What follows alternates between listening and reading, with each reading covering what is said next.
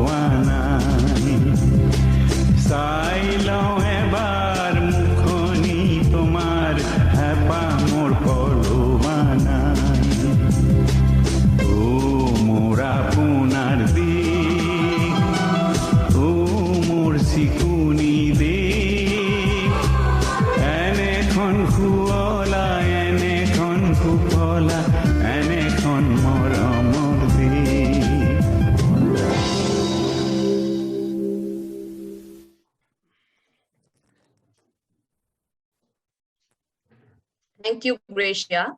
I now invite Professor Nilima Bhagavati Ma'am, International Secretary General, CTEF, and Chairman, Assam Chapter, to give the welcome address. Over to you, ma'am. Thank you, Devastuti. Namaste and good evening. Hokoloke hador namaskar jonalu aru logote shubha sandhya. Synchronizing the 75 years of Azadi Ka Amrit Mahotsav, Council for Teacher Education, Assam Chapter is blessed to organize this first series of talks, which will continue for another 6 months on the very pertinent area in the field of higher education. We are extremely blessed to have with us Dr. B. Kalyan Chakravarti, who is an excellent administrator, I should say, and is mastered and the most competent person we thought to be with us today in this evening. We invited him, and we are grateful to you, sir, for just giving the consent immediately. And here you are just in time with us today. The area which we have selected, and sir also consented, that is the changing patterns for excellence in administration and management in higher education in India. This is one of the very pertinent issues in the field of higher education. And today he is here with us to appraise us the different issues and how to bring excellence in this area. Friends, before going further, I'd just like to appraise you about CTEF, just in very short, because I do not want to take much time and give rather more time toward the rest of the month today. Council for Teacher Education Foundation, in one word, it is the leading organization, professional organization of teachers in the country. It has already completed 35 years of its existence with 23 chapters in the country and 3 overseas chapters. The tiny seat, which I always say, of CTEF, which was sown by Dr. Gulab Chorosia in 1985, is a matured banyan tree now with branches from north to south, east to west. We, the members of CTEF, we are devotedly and sincerely, dedicatedly, we are working to serve the teaching community so that brings a big contribution to the nation. The prime objective of Council for Teacher Education Foundation is to develop competent, resourceful, skillful teachers through various teacher development activities, which we call TDPs, and also various exposures and activities like teacher exchange program, publication of books, writings, etc. We are also taking into consideration the most important, the student community. The student community, we are just approaching them, we are reaching them through various activities. Various personalities are invited to interact with the student community so that they can enrich their knowledge for their total holistic development. Friends, if I speak on about CTEF, this is the first program for the 75 years, as I told you in the beginning, Azadi Ka Amrit Mahotsav, and later on we'll continue with it.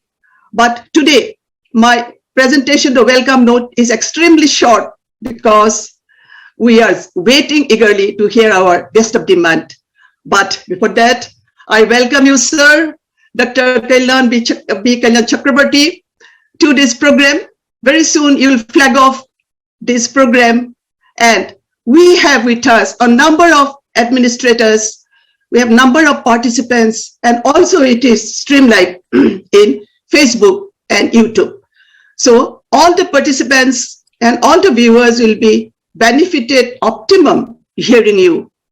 We hope they will be also hearing each and every word what the guest of the month says and translate into action. With these words, I just wind up, and thank you very much for giving me the chance to welcome the chief guest of today and welcome all the participants and the viewers who are viewing this program. With these words, I thank you and welcome you all again. Thank you very much. Thank you, ma'am. Thank you so much. I now invite Dr. Archana Bhattacharjee, ma'am, Vice Chairman, CTEF Assam, to introduce our chief speaker, Dr. B. Kalyan Chakrabarti, and to moderate the interactions further. Okay, thank you, Devastuti. Namaste and good evening, everyone.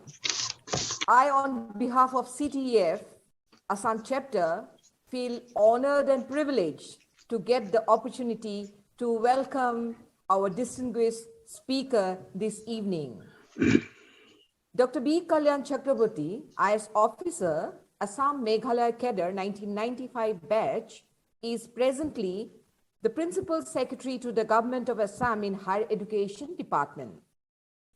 Dr. Chakrabarti is a BTech from IIT Chennai, MBA from Indian Institute of Management, Ahmedabad, and has obtained his Bachelor of Law degree from Osmania University. He has held several important positions in Government of Assam and Government of India. He was the Director General of EPTRI. He also held additional charges of Special Secretary, Environment, Forest, Science and Technology Department. Dr. Chakrabarti has implemented World Bank AACP project, which improved the livelihood parameters and was appreciated for his work as Commissioner of Taxes and for his work as Project Director for World Bank projects. He has also organized World Women Boxing Championship at Guwahati and has developed special provisions for food processing in industrial policy. He has been instrumental in the signing of agreement by India with Bangladesh for opening up new sea river route for transportation of food grains. He has also initiated using shipping as a means of transport of food grains between the various states of India. He has taken fresh initiatives in IT, both in Tax Department and FCI, and have now become national model. He has also represented Government of Telangana at COP21 held at Paris and side events of the Clean Energy Ministerial at Beijing, China. So that is not all. There is more to be said about him, but due to time constraint, I'll wrap up here. And now it's over to you, sir, our distinguished speaker this evening. Thank you, sir. Thank you very much, ma'am. And it's indeed a great pleasure to be here to discuss about the changing patterns for excellence in administration and management in higher education institutions in the country. It is indeed extremely not just an important, but a very, very broad topic, and would cover a wide canvas of issues that which are facing administration as we take new steps in this direction as far as our country is concerned and as far as our state is concerned. But I would like to draw, when I try and expound my ideas as to what are the changing patterns that I observe, what are the changing patterns that are necessary, and what is it that I have experienced, and what is it that I'm seeing and what we need to do. I think, let me go stepwise. Now, I obviously will start in a chronological fashion. And as the introduction was given, I was very fortunate in my life to have studied in IIT, then in IIM, which actually is probably IIM Ahmedabad, as you're aware, and IITs you're aware, were actually created in the very first policy of the government of India, when the then Honorable Prime Minister of India, Mr. Nehru, wanted that these new institutions be created as centers of excellence, and where the students would be, fueling the rest of the world in terms of technology. And that vision, to some extent, actually has been fulfilled, one would say, because you'll see that even today, many of the graduates who have passed out from the IITs are actually leaders in the Silicon Valley and leaders of innovation, like whether it's Sundar Pichai from IIT Kharagpur, we have, from Adobe, or from Microsoft, Satya Nadella, and so many others who are actually leading the innovation across the world and in innovation are from these institutes of excellence. But however, these institutes, the IITs and IIMs, are not widespread, in the sense there were very few. At the time that I was studying, I remember that there were only 5 IITs, and we could say there were 3 actually IIMs, ABC we would call them, Ahmedabad, Bangalore, Calcutta, to be followed by Lucknow. Now, the kind of intake into the IITs and the IIMs was very, very restricted, and not just restricted, the kind of pedagogy, the kind of work, the kind of preparation that one had to do in order to get into these institutions at that time and even now remains extremely crucial in order to get in there and to sustain yourselves and pass out from there. One thing I do remember while going through these institutions, which perhaps have not trickled down to the rest of the institutions in terms of administration or in terms of management, was the absolute lack of tolerance for mediocrity. In a sense, I remember in the Indian Institutes of Management Ahmedabad, that even if you are in your final term, if you were to fail in a subject, and like if you fail in 2 subjects in IIM Ahmedabad, you don't get your degree. So even if after spending 2 years, if one were to just fail in one subject, one would actually not get a degree. I mean, like the 2 years would be just wasted, and there would be no appeal, and it was absolutely strict that you need to pass in all the subjects. Now, that apart, the examinations would not be at regular intervals. It could be when the professor wanted the examination to be done, and the markings would be a sort of a relative kind of a grading, making the system itself tough, and that people had to be and students had to be involved.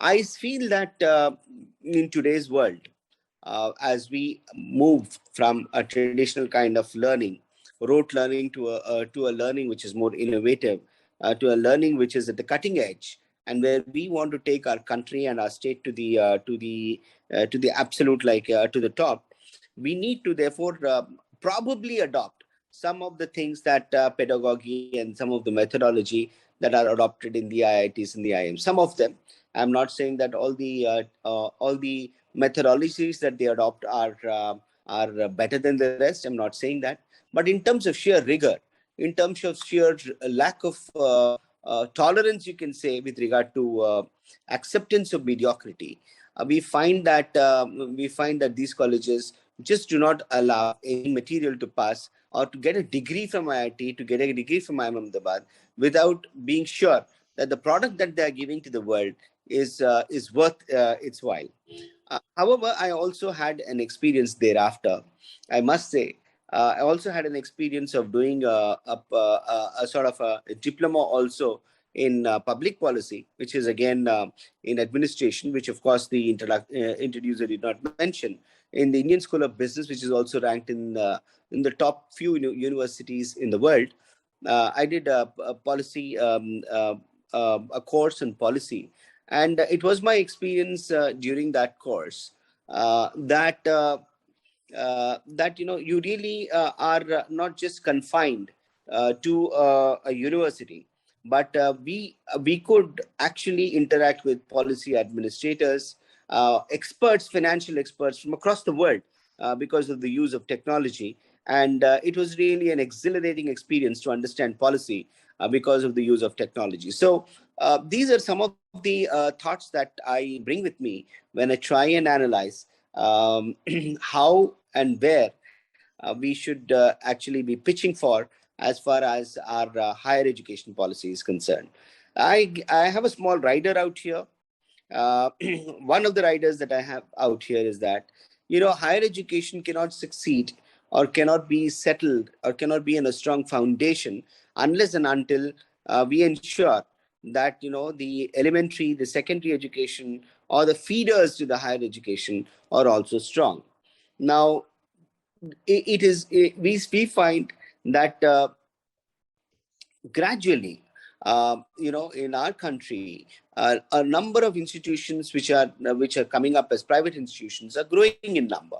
And I was looking at the statistics that between 2009 and now, we see that the number of institutions which are private are getting more than the government institutions. Even during COVID, we find that in America, in some of the developed worlds, that even school children, the number of school children who are in government schools or public institutions are about 85 to 90%, whereas in our country, which is a relatively developing country, and a poor country in the sense that there's a number of people below the poverty line, we just have about 45% of the kids actually in public institutions or government schools, and many of them are actually in the private schools. So therefore, there is something about the government schools which we need to improve. We need to really bring back, because in order to give private education, the amount of effort, the amount of money, the amount of sacrifice that a parent who is poor has to do to get the children a private education, and that too which is not standardized, is huge. And therefore, there is a tremendous amount of work that needs to be done. And into this situation has come the new education policy, which gives a great ray of hope as to how we need to reshape government education, public education, right from the elementary stage, the secondary stage, into the higher education. Now, one of the goals of higher education is that there should be a GER ratio of 50%. That is, everyone who enters into school, at least 50% of them have to finish their college. That would mean a huge creation of infrastructure. I will go a little later into an explanation of what are the main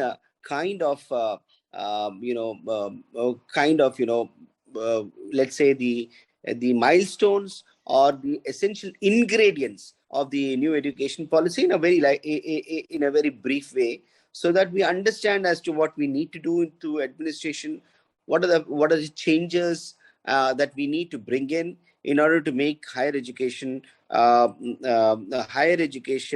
the essential, let's say, the backbone for development. I think that there's no gainsaying the fact that that higher education would, both in terms of employment, in terms of research, and in terms of its contribution to society, would be probably the Rubicon, or would be the marker by which a nation would be known in terms of its development, in terms of its status in the comity of nations. So a nation is known most by by the quality of the people that it produces, quality of the researchers, the quality of the scientists, the quality of the students, the quality of employment it gives, and that is only possible. That is only possible if we were able to provide a good higher education. And therefore, what I would like to see in the state of Assam, coming to the state of Assam, and is the following. Right now, we are having about 2 central universities, about 12 state universities, 6 private universities in the state of Assam. We have about 321 colleges, 11 model colleges, and 5 government colleges. In fact, I would probably share the presentation itself on YouTube or wherever it's possible. And what is it that we in the government are looking at doing as far as the colleges are concerned? What are the issues that we are facing? What are the methodologies that we are looking at in order to change those issues? So we would definitely like to see the colleges, the universities in the state of Assam rank highly in the rest of the country. We would like to see that the research done by the students and the professors in the state of Assam is of a level in which it finds place in research articles in journals across the world. We hope that we will be able to produce products which will change the lives of people, and will actually bring in a development of the economy of the state and the economy of the country and the world as such. So we need to therefore create those kind of a physical infrastructure.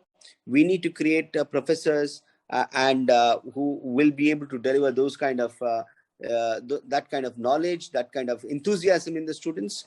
And how do we go about that is the question. So the issues that obviously in terms of visionary issues that are there is providing leadership, providing a strategy, a policy in the higher education sphere, ensuring that there is a greater amount of management within the university, that we are able to look after the issues of the staff, the unions, etc. The people management is done very well.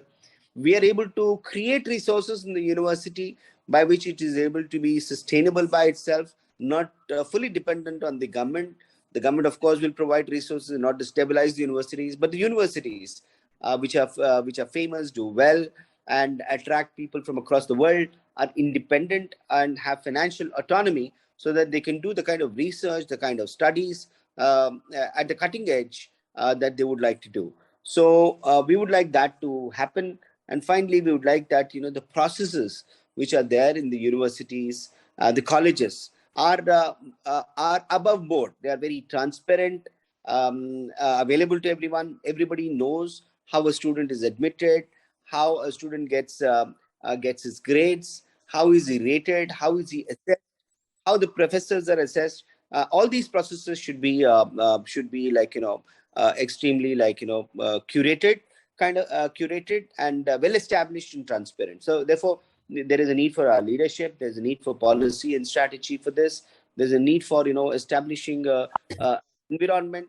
There's a need for partnerships and resources to develop in the university, and for the process to be there.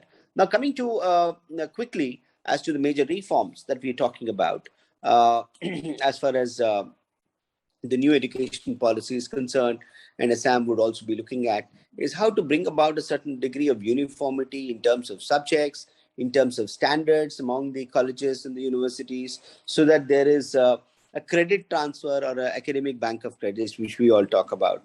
So basically, we are saying that a student studying in one college can also take a course from some other college.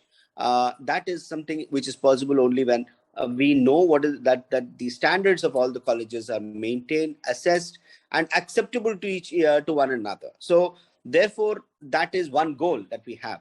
Second is, in order to provide earlier under the NEP, we are now talking that a student of science should be in a position to take up courses under arts, under commerce, under things which are not really in terms of science alone.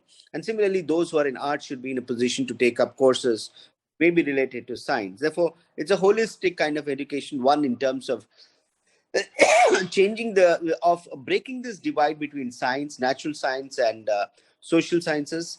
And third is also giving importance to co-scholastic activities like arts, like sports, etc. Give credits to that, so that the personality development, in the truest sense of the term, which is not related only to academics, but in terms of leadership, which comes about in other fields of fine arts and also in sports, is also included into the all-round assessment of a student, and which actually shows as to what the student can be as a leader in an employed situation, in self-employment situations, in the government, in administration, and elsewhere. So how are we going to bring about a holistic assessment, development and assessment of children is another goal that we have.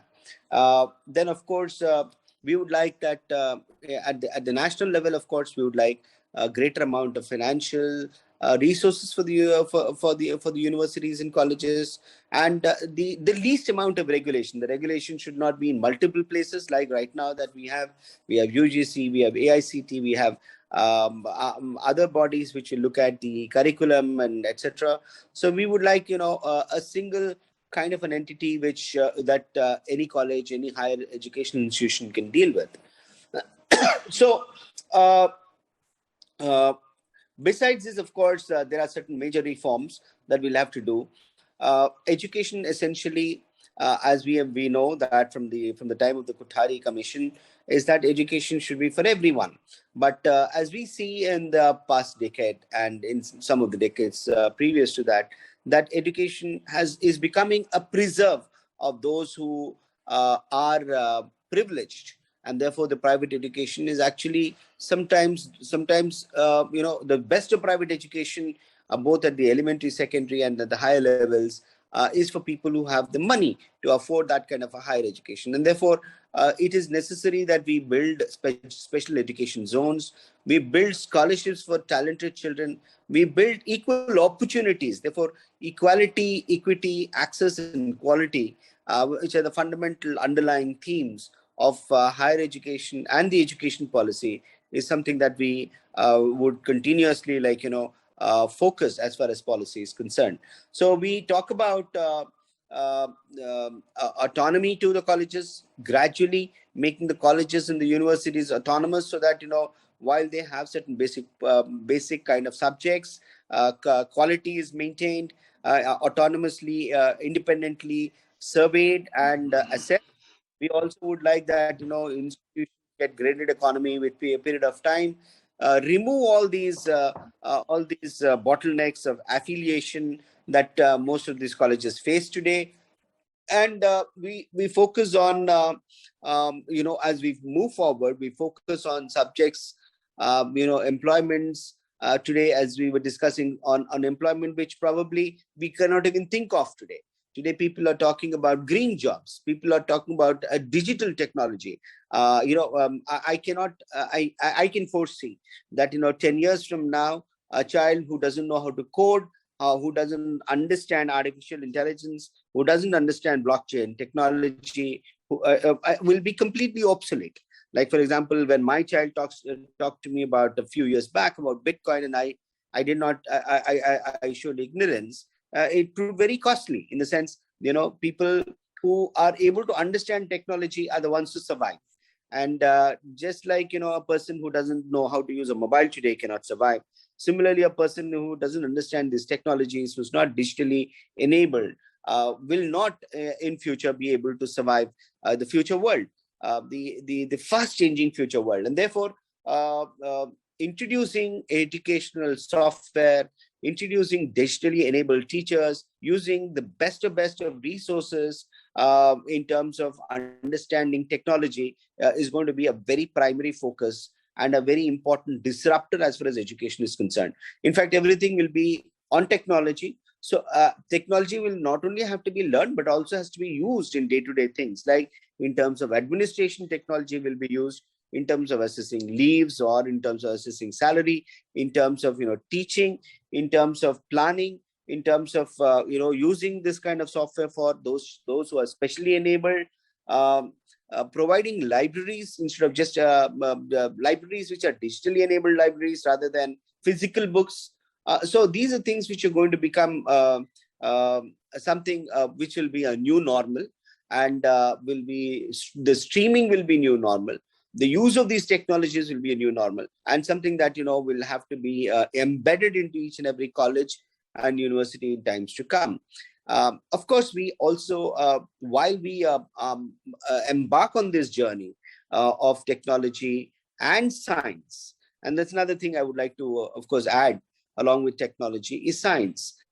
So somehow, in the state of Assam, it has happened by over a period of time that we find that most of the children, because of various reasons, we find that 80% of the children are taking arts classes rather than a balance of science and arts. And we find that most of the teachers are into subjects of art and not into science. And therefore, we may find 10 years from now that those who do not have basic knowledge of science would not find themselves employable in the future. Similarly, so therefore, we have to make a steep correction in terms of imparting science education right from the elementary and secondary levels, and induction of more science into colleges, universities in future. Because while history, economics and all these things are important, definitely, in understanding society, and very, very important in bringing social harmony, in understanding society and bringing about social fraternity, the need to have science even in social science students, need for them to understand science, apply science, is going to be absolutely critical survival skill in the future. So maths, physics, these are things which may sound esoteric, but a component of them will have to be there. Science has to be there in every subject in the future. And even if it is in lesser degree of difficulty, understanding science will become critical for future employment and future survivability. And that's going to be probably one way of looking as to how we need to take things forward. Of course, arts and social sciences will retain their importance, but there has to be a balance between arts and social sciences, and sciences are not skewed like it is today. And one more thing that the new education policy talks about is the need to learn one's mother tongue, etc. And one of the things that which has come out very, very sharply when during the new education policies, when we were expounding the new education policy, is the stark difference between a person who's entitled, who's rich, and a person who's poor, especially in the first 4 or 5 years of his life, from the age of 3 years to the age of 7 years or 8 years. A rich child, a child with parents who are richer, will find that they will be in a position to go to good schools and learn number of languages, speak fluently in the language English, and able to therefore have a greater stability in life. Because if you don't learn by class 8, class 10 languages and ability of numeracy, it will be so difficult later on to catch up in languages, in numeracy, etc. And because of people who are from a well-endowed background, help their children to go through private schools, maybe to international schools, learn different languages. A child can learn 6 languages by the age he's 6 years. He can perhaps, any child, after say maybe 10, 15 years, it's difficult to learn a language.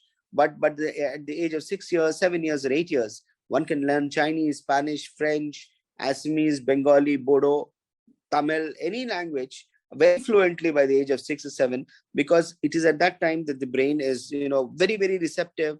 Your neurons are open, and whatever you see and hear and feel are some things that get imbibed very quickly, and that survival skill has to be tapped. And therefore, the NEP also talks about how the one has to learn in the mother tongue, explore the other languages also learn a little bit of English so that a child stabilizes, and from the mother tongue, not lose the touch with mother tongue, because mother tongue is the easiest way in which a child is able to emotionally bond to a school and learn from the mother tongue other languages.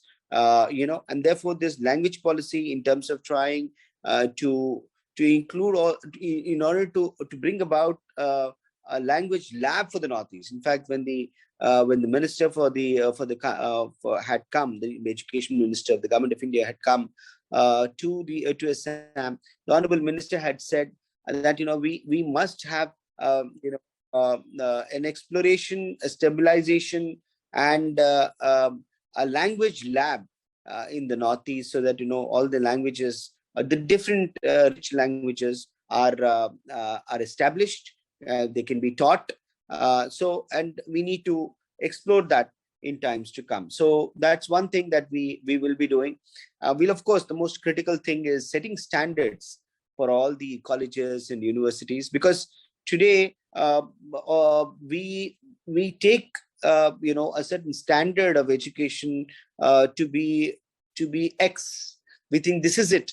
But unless and until we set standards which are at a national level or international level, and expect our students to reach there, we will not achieve a degree of excellence. We will be confined to mediocrity unless we challenge those limits, and then we set those standards, and we ensure that they reach there, and we ensure that our teachers also are endowed enough to let the students reach there. So it's a long drawn task in which the teachers have to be assessed, the students have to be assessed, and we have to keep increasing the standards so that we reach those standards, like maybe like the IITs had set in our country, some of the IIMs had set in our country, like Massachusetts or Harvard has set in the world.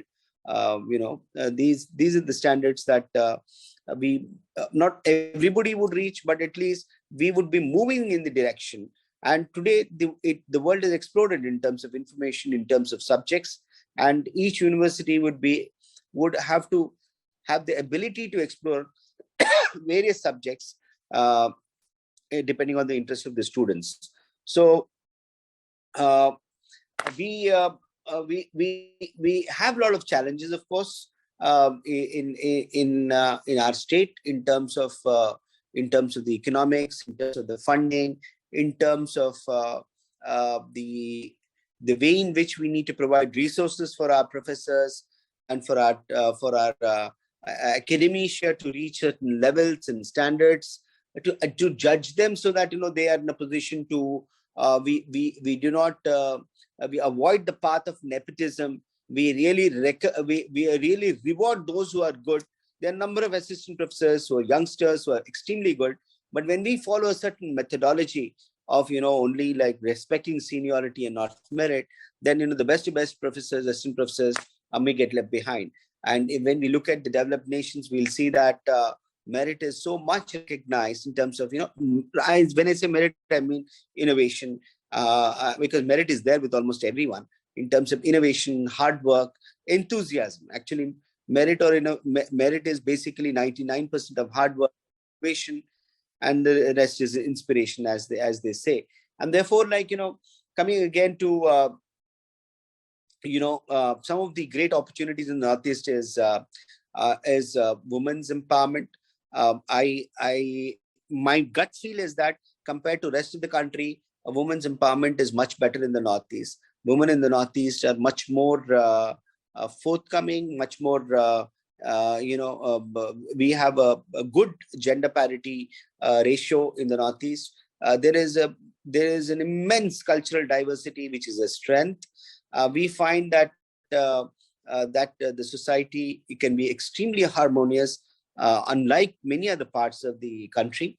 But we have issues with regard to remoteness, with regard to internet, with regard to e-learning, with regard to availability of great libraries, with regard to standard setting, with regard to understanding where the world is, with regard to exposure, and with regard to where we need to pitch ourselves so that we reach that national level, if not international level of standing. So some in substance of what I wanted to say was that we need to make our higher education system holistic, multidisciplinary, with a strong curriculum, strong assessments, a strong pedagogy, and to bring in flexibility, funding, and that experience for students to be connected to the rest of the world through internet, through connectivity, and through international competitiveness and international collaborations. So these are some of the things that are there that had come to my mind. We need to, of course, increase, as they say, the patterns of greater amount of women's participation. One of the things that we find that in those societies where women participate in education are the societies which are perhaps doing the best in because if you see any research, you see the correlation between women's education and societal development is the strongest as opposed to any other indicator. So improving women's education is extremely critical. That is a very important pattern. Improving diversity, and not to having only one caste, one religion, etc., but having a diversity in universities, another pattern I would feel is something that's very important. To bring in a sort of an academia, government, academia, industry interface and vibrancy, academia community interfaces into the making it live is one of the patterns I feel is important. And to improve the rank of universities of Assam will be a gradual improvement of the rank of Assam. It will be something that will be a pattern that one would like to see in future, and improving the research and innovation in all the universities, and making that research or innovation come alive in industries, come alive in terms of products, come alive in terms of thoughts, in terms of administration. Those ideas would be something that we look forward to. So this is what is my thought process as far as higher education is concerned. The new education policy has a lot of flexibility, both in terms of multidisciplinarity, in terms of multiple entry exit. In fact, today one could leave after 1 year of education, take a certificate, 2 years, take a diploma, 3 years, take a degree, do a research. And the flexibility that the new education policy gives in terms of continuing education, the manner which we would want to, but is extremely encouraging. But the support that we need to give to the students is, I think, something that the government and we all need to do together, because we find that public education is very, very critical, and free public education is something that will be the one which will change society. Especially free public education for women would make a huge difference in society in times to come. So these are some of my thoughts as far as higher education is concerned, and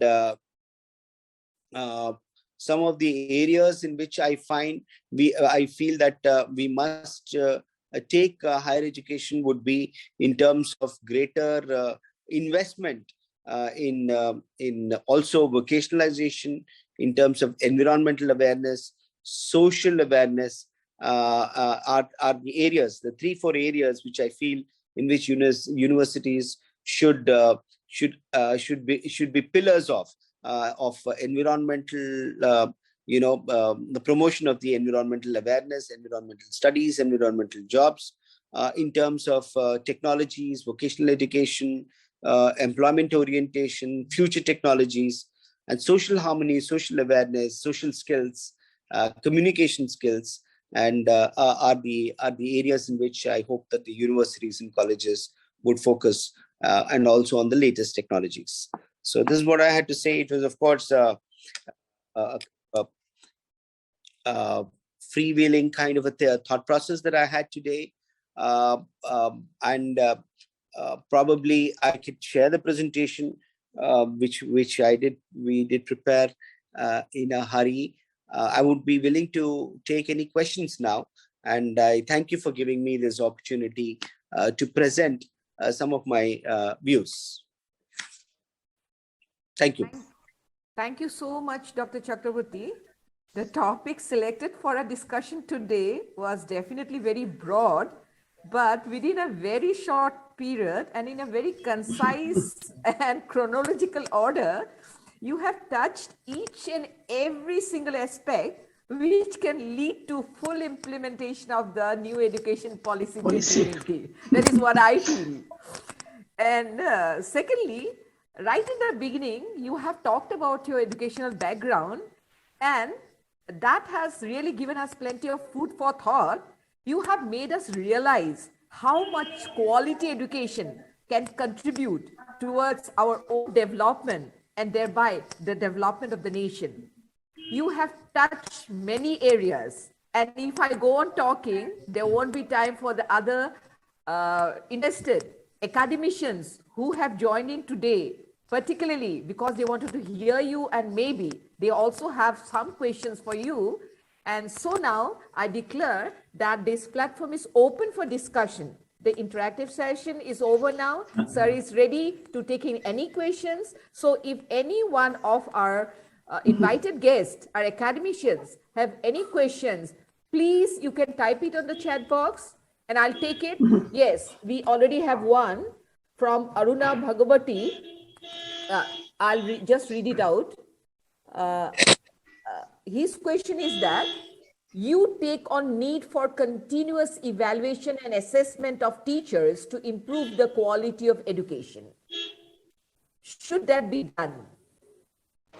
Oh, absolutely. Now, what we do find is that when we have teachers in universities, even in schools, there is a need for them to continuously update themselves, continuously be evaluated as to how they're performing, because their performance and their input into a class actually changes the future of the students. Like an employee in the government sector, if I don't perform, I actually am held to account. That many times I find that as far as schools are concerned, as far as colleges are concerned, universities are concerned, the professor comes in and actually gives his input or teaches his subject.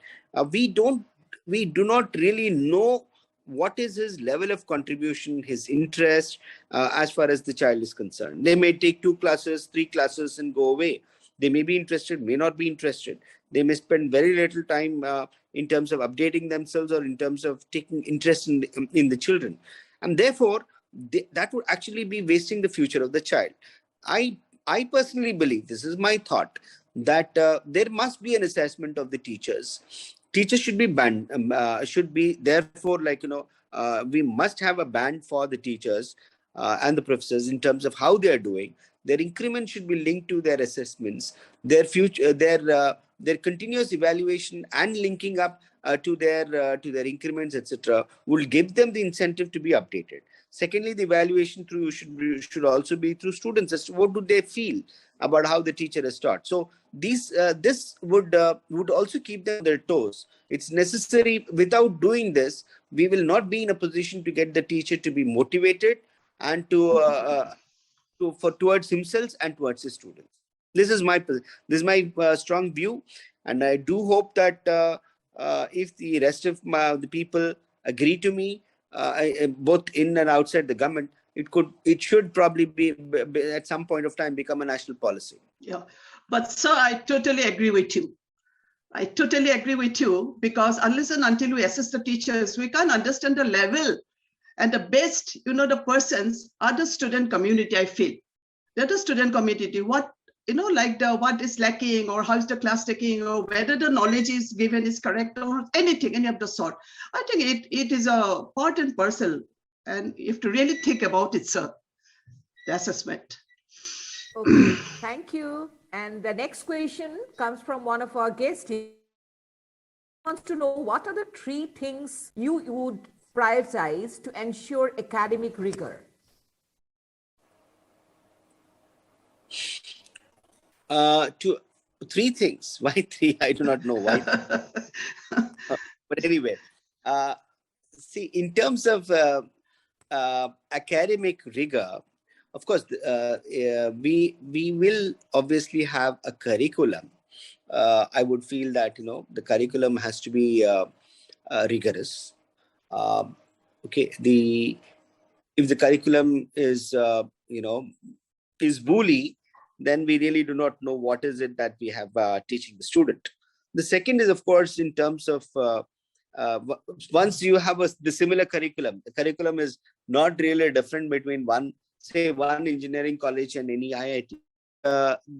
What is different between this curriculum taught mechanical engineering taught in some engineering college in IIT is not just the curriculum, but also the depth of understanding, which reflects in the nature of the question paper, the assessment. So the toughness or the ability to understand the subject comes out now in terms of the testing, in terms of the assessment, and that's very different between let's say an IIT and let's say an average engineering college. Therefore, one is the curriculum, the second is the level of knowledge, the level of assessment. The third, I feel, I mean, for the sake of saying, since you asked me 3 times, the third way is that, not just in terms of an academic rigor, in terms of understanding the problem. Today, we find that to understand the problem, you should be in a position to also bring out that particular academic concept into reality, especially in natural sciences. So unless and until you do a project bringing out the key concepts that you have in terms of a project, in terms of an exercise, which you can, that idea, that knowledge will never be embedded permanently. You will not be. So that's why we find that most of the engineers in our country don't do engineering jobs. So it's a huge loss to the nation that the engineers don't do engineering jobs. They probably do selling soap or something else. So unlike places where you invest huge amount of money to make him an engineer, and then he doesn't know anything about engineering and does something completely alien to engineering in the rest of his career. So I think somewhere there's a complete disconnect. And therefore, if you really want to have rigor, if that's the nature of the question, then we'll have to have that interest. We'll have to have that kind of curriculum. We need to have that kind of an assessment and depth of knowledge and that interest in terms of the project so that he sees usefulness in what one is learning. Okay, thank you, sir. Now, there's another question from Dr. Sayamoni Dutta. Government B.Ed colleges were initially under higher education department, but later on, these were shifted to elementary education department, for which the faculties are deprived from all UGC level benefits, in spite of having requisite qualifications. Sir, is there any solution to overcome this problem and give job satisfaction to B.Ed faculties? So it's actually an issue. I don't think I should be answering such questions on this forum. B.Ed is a requirement under NCTE for any school teacher, college school teacher. I don't think it is required at the level of university and colleges so much, as much as it is now required required in elementary and secondary level school teachers, because in B.Ed, they will know the methodology of teaching. So and UGC is usually at the level of the colleges and universities, not in terms of schools, whereas B.Ed is required for the school. So anyway, this particular issue, I wouldn't like to take here at this stage. We'll probably it's more an official kind of a thing, and an official answer would be more appropriate. Exactly. Yeah. Thank you, I understand. Thank- Well, there is a participant here, Dr. Kamaljuti Gogoi. He raised his hand. Sir, if you have a question, please unmute yourself and you can ask your question directly. Yes, sir, I am speaking from Shivsagar, Kamaljuti. Oh, yes. Yes. Sir, our maximum works are doing by the more colleges. I have seen that maximum colleges are doing lots of work, but we are not doing anything for them. Like Commerce College of Shivsagar, they introducing more and more subjects in their colleges, and some commerce students are taking admission there. Instead of, there are many teachers are available there, sir. You know that one day you visited that college, qualified teachers are there. That teachers are not getting salary up to the marks, sir. What we will do in future for that colleges? So as I was saying that there is this perception that colleges are to be basically funded essentially by the government. That's true. They are right now, we are funding them. But I'll give you a very classic example of colleges which have done well. For example, Harvard used to be probably funded by the government and through public institutions, till it became the board became completely independent, free, and private funded. And that's when it became the mecca of education. So unless the colleges become independent financially, it becomes difficult to really pay them professors. Your question essentially is that unless you pay the professors, unless you ensure that you give good pay to them, you will not have satisfaction of the employees. They will not be able to perform. You can't get Yes, the sir. best, and therefore the students will suffer. So Yes. I completely understand. In fact, that is the reason why we say that 6% of the country's GDP budget should be invested, so that we ensure that the best of best salaries are given to the professors. All these agitations are not there. They are free from all this mental trouble of financial issues, etc. To a large extent, that administration, both in terms of resources through private sources, maybe through public institutions, have to be given to them. But this is an ideal situation. Today, when we are in a developing state or developing country, to be able to give income that is actually that they deserve is very difficult. Let me also say that the income levels of professors, teachers are far more than anybody else in society. In fact, they are a privileged class compared to the others, other than the contractual teachers. Most of the teachers are privileged citizens of the society compared to any other job. So, but I'm not saying it's enough. There's a lot more that needs to be done, but it's a gradual. It's a process. It's not something that we have a solution for immediately.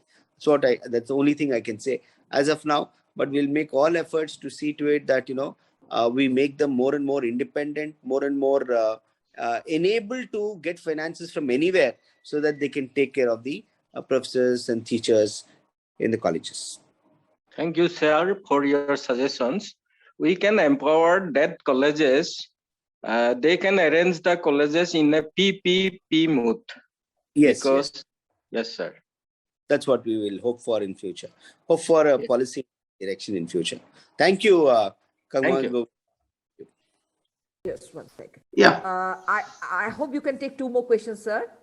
There is one from Dr. Gunindranath Sharma. He wants to know if there is any government policy regarding the introduction of multidisciplinary subjects in single stream colleges of Assam, as this is a need of NEP 2020. So we definitely will go in that direction. I mean, like once NEP has been announced, it's only a matter of time. And as he rightly said, it's a matter of finances and it's a matter of time. So in order to make the colleges multidisciplinary, supposing if it's an arts college and we want to make it a science stream also to be there, what would be required? I will have to ensure that we have science teachers appointed in that place. 2, I'll have to ensure that we have additional classrooms so that we can take the science classes. 3, I'll have to ensure that the science equipment in the laboratories that the particular college requires are present there. So unless and until I organize all this, I will not be able to introduce along with the arts, the science stream also. So while we definitely work in that direction, it depends therefore on my resources, both in terms of manpower, my resources, both financially, and how we are able to do it in the maximum number of places in a systematic way. And therefore, but the direction is there. And there is no going back as far as making it multidisciplinary. It's only a matter of when and not whether we will do it. It's when we will do it. Okay. And the last question, sir, it is more like an observation, but the person concerned would like to hear your views. Would you agree that in the present scenario, teaching is undervalued in comparison to research? We have mechanism to quantify research, but nothing to judge good teaching. So he would like to hear your views on that. More a philosophical question, but I have an answer to that. So we've probably heard of, I mean, this is the last question, I hope. So we all have heard, we've heard of a person by name Chandrasekhar. So Chandrasekhar is the Indian who won the Nobel Prize for the exposition of the Chandrasekhar limit. The Chandrasekhar limit, of course, is the size of the star, which determines whether it will become a black hole or a white dwarf. Basically, he was a scientist, a researcher, but a great teacher. Now, he became a Nobel Prize winner approximately 15 or 20 years after 2 of his students became Nobel Prize winners. So he was a great teacher first and a researcher simultaneously. And his research work was recognized much later after recognizing him as a great teacher. So I think that both are important in my view, because if you're a great teacher, you're doing great service to society. You're bringing out the talent in children. And if you're a great researcher, you're leaving behind a legacy which can be carried forward, and you're taking you are furthering the frontiers of knowledge when you do research, which is scientific and which you put forward, and it enhances knowledge. It takes the frontiers forward, and therefore both, in my opinion, are equally important. So thank you so much. I'll just have, will I be permitted to ask a small question? Sure. The last person. Okay, sir, just a question. You know very well, particularly when I talk about research, innovative research, it is practically at low ebb as we should go for it more and more. So what is the problem? Like after reaching a particular status, either a college teacher, the end of research also comes. Research is lifelong. Research can be done throughout the life. Even a teacher, even after being an associate professor or a professor, can continue his research work. Now, my question, which was asked by one student, he is also highly qualified. Neither he is a teacher in a school, nor he's in a college. He said, if there is any research project which is very much need-based for the state, will there be any state fund or support for such person? So your reply, I can pass it to him. So, ma'am, the college and the university the college and the university should promote it. Definitely I will have to go through my budgetary Uh-huh. to really give you a very apt answer. Right. But tell you, without going into the budget, the Mhm. intent, definitely we would like, we in I in the government would like to support that and make Mhm. necessary whatever is possible to support that kind of an action-based research, because it's necessary both for society. Exactly. Yes, yes. Need-based, If very not, much need-based. yeah, and I will be there in terms of whether it's a state government or the central government or wherever the fund is required. Mhm. If it is good research, there Mhm. will be no stopping that research, and we'll ensure that we find the necessary assistance for that. But of course, even if not all research can be great, even if some Mhm. research there, it has to be promoted. And Mhm. therefore, I take your point not only for very good research, which I will anyway find the finances for. Mhm. Even for efforts towards the research, we must definitely have, perhaps in my personal opinion, we must have a policy to promote even ordinary research also. We must promote great research. Of course, there is no second opinion about that. But Right. even the attempt research have to be promoted. Yes, ma'am. Yeah. Thank you so much, sir. Anyway, that sounds really very encouraging, because there are many people, as Mayam has so rightly stated, who are interested. Maybe they are out of their working place, but still they are keen, and they have the qualification also to carry on. Anyway, that sounds really, really encouraging, and we do hope in the future people take up on that Right. and continue doing the research work. And so we have finally come to the end of our program. It was a wonderful program. All of us are taking a lot of, we have a lot of takeaways from this program, from this interactive program, learned a lot. We learned a lot. You have given us so many food for thought. And we hope to bring you back again another day. Bring you in the sense we'll invite you for another such interactive discussion. And everyone, I thank everyone who were virtually present with us today for listening to such a distinguished speaker who has given us so much of knowledge, so much of insights, that it will take us a while to digest all that we Right. have taken from you, sir. Anyway, So and now it's before over to the us. formal vote of thanks, Yes. I'd just like to say 2 sentences. Okay. So your presentation was extremely rewarding. You have provided sufficient mental food to all the participants. And now it's our duty to think, to review, and to go forward and to make the education sector, particularly higher education and particularly school education, the best I am saying. So definitely it's a big encouragement and motivation. And I'm thinking when that we have selected the right person today to give the thoughts, the mental food to all the viewers. Thank you. But again, another invitation will go to you very soon, sir. And hopefully I know you'll be very positive to give us the positive response. Maybe after 1 or 2 months. Thank you so much. Thank you once again. Now it's over to Devastuti for the vote of thanks. Thank you. We are indeed privileged to have Dr. Kalyan Chakrabarti sir with us today.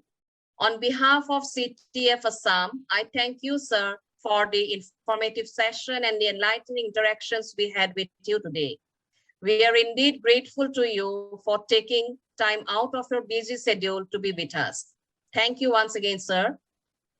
I'd like to thank Professor Nilima Bhagavati ma'am, Chairman CTEF Assam, for constantly guiding and motivating us.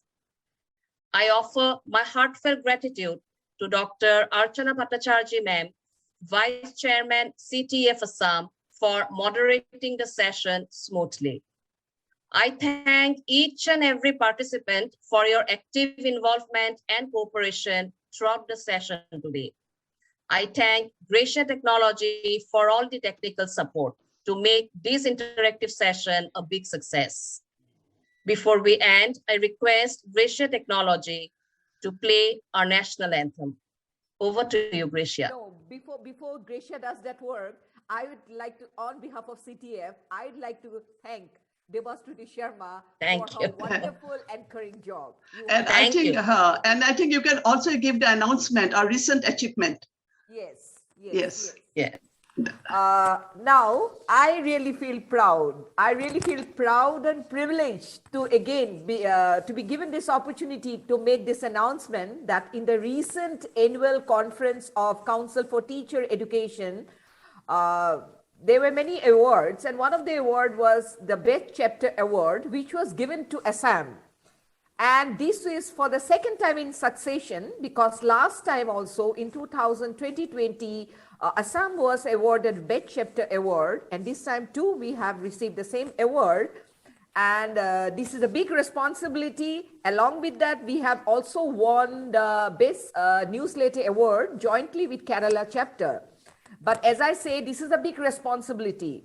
So without losing time, we'll have to get back to work and strive to keep the position in which they have placed us now. And this is a commitment, and this is an oath which we all take to take CTEF to greater heights of excellence. Thank you. Thank you. Thank you.